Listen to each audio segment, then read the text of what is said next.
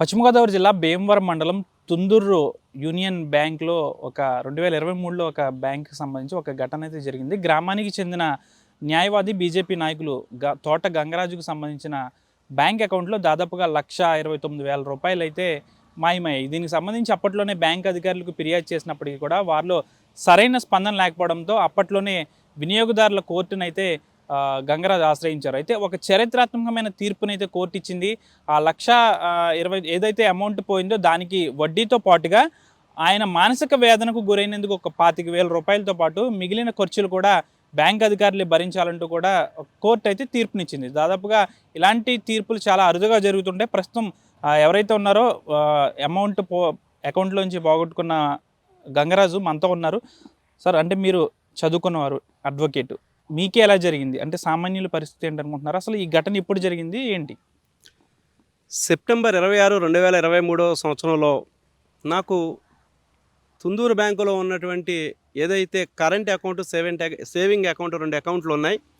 ఒక బ్యాంకు లోగోతో కూడినటువంటి union bank లోగోతో కూడినటువంటి ఒక మెసేజ్ వచ్చి, ఈ నెలాఖరు లోపు గనక మీ యొక్క ఆధార్ డెబిట్ అప్డేట్ చేసుకున్నట్లయితే మీ అకౌంట్లన్నీ కూడా ఫ్రీజ్ అవుతాయని ఒక మెసేజ్ రావడంతో ఆ లింక్ క్లిక్ చేసినటువంటి ధరిమిలో ఒక 10 నిమిషాలకి మేము యూనియన్ బ్యాంక్ హెడ్ ఆఫీస్ నుంచి ఒక కాల్ చేస్తున్నాం, ఓటీపీ చెప్పమని ఒక ఫోన్ రాగా వెంటనే నాకు అనుమానం వచ్చి ఆ సమీపంలోనే ఉన్నటువంటి మా యొక్క యూనియన్ బ్యాంకు బ్రాంచ్ మేనేజర్ గారిని సంప్రదించగా వారు వెంటనే నా యొక్క అకౌంట్ను ఫ్రీజ్ చేసి నా డెబిట్ కార్డును బ్లాక్ చేసి ఇక ఏ విధమైనటువంటి ఇబ్బంది లేదని వారు భరోసా ఇవ్వటం జరిగింది.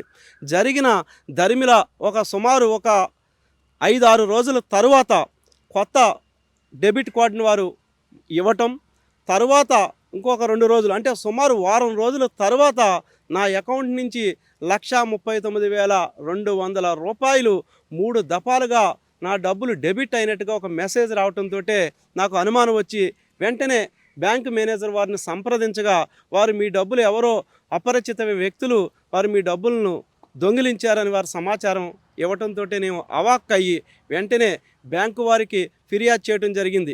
నాకు ఏ విధమైన సంబంధం లేదు, ఇది మీకు గతంలోనే నాకు లింక్ క్లిక్ చేసినటువంటి విషయాన్ని మీకు దృష్టికి తీసుకొచ్చాను కాబట్టి మీరు ఉన్నతాధికారులకు తీసుకువెళ్ళి ఈ సమస్యను పరిష్కరించడం మానేసి మీ బ్యాంకు సంబంధించినటువంటి సాఫ్ట్వేరు, ఈ టెక్నాలజీ అంతా మీ చేతిలో ఉంటుంది కాబట్టి మీరు యొక్క ముందస్తు చర్యలు మీరు తీసుకోవాలి తప్ప నేను కాదని వారికి లిఖితపూర్వకంగా లేఖ వేస్తే మేము ఉన్నతాధికారులు తెలియజేస్తాం, మీరు పోలీస్ స్టేషన్లో కంప్లైంట్ ఫిర్యాదు ఇవ్వమని వారు నన్ను సూచించితే వారి యొక్క సూచన మేరకు నేను నరసాపురం రూరల్ పోలీస్ స్టేషన్ నందు ఒక ఫిర్యాదు ఇవ్వగా, ఈ విషయానికి సంబంధించి ఫిర్యాదు ఇవ్వగా వారు 156/23 ఎఫ్ఐఆర్ క్రైమ్ నెంబర్ రిజిస్టర్ చేసి వారు ఎఫ్ఐఆర్ కాపీ ఇవ్వడం జరిగింది. ఎఫ్ఐఆర్ కాపీ ఇచ్చినప్పటికీ కూడా బ్యాంకు వారు ఏ విధమైనటువంటి స్పందన లేకుండా కేవలం వారికి నిమ్మకు నీరెత్తినట్టుగా ఉండటంతో ఆ విషయాన్ని బ్యాంకు ఉన్నతాధికారులకు తెలియజేయడం చేశాను. అయినప్పటికీ వారి నుంచి స్పందన కానీ కనీసం రిప్లై కూడా లేకపోతే తరువాత నేను గౌరవ అంబుడ్స్మెన్ వారికి ఫిర్యాదు చేశాను.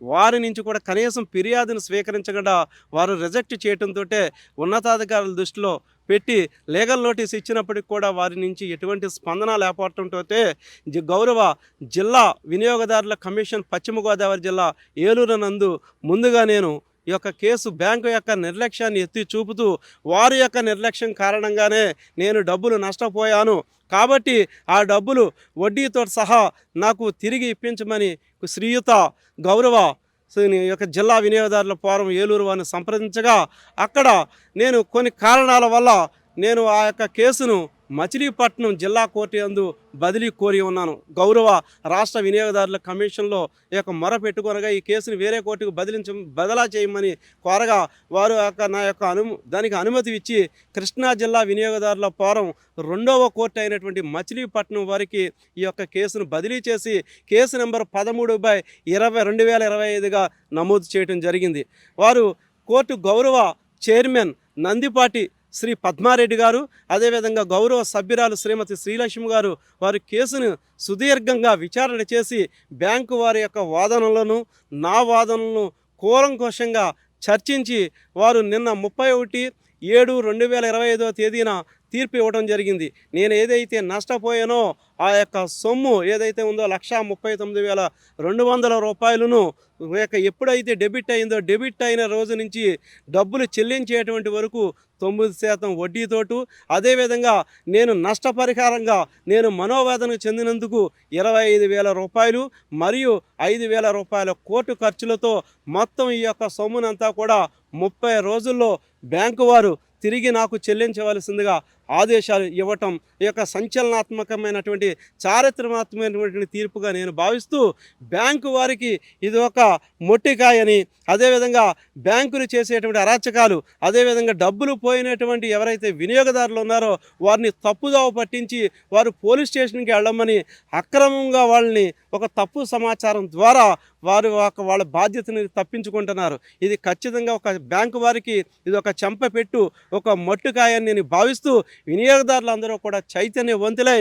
ఎప్పుడైతే మీకు డబ్బులు పోయినప్పుడు ఎప్పుడైనా లింక్ క్లిక్ చేసినా మీ ఓటీపీ తెలియజేసిన బ్యాంకు వరకు, అదేవిధంగా రిజర్వ్ బ్యాంకు వారి యొక్క క్లియర్గా వారి యొక్క మార్గదర్శకాలు ఉన్నాయి.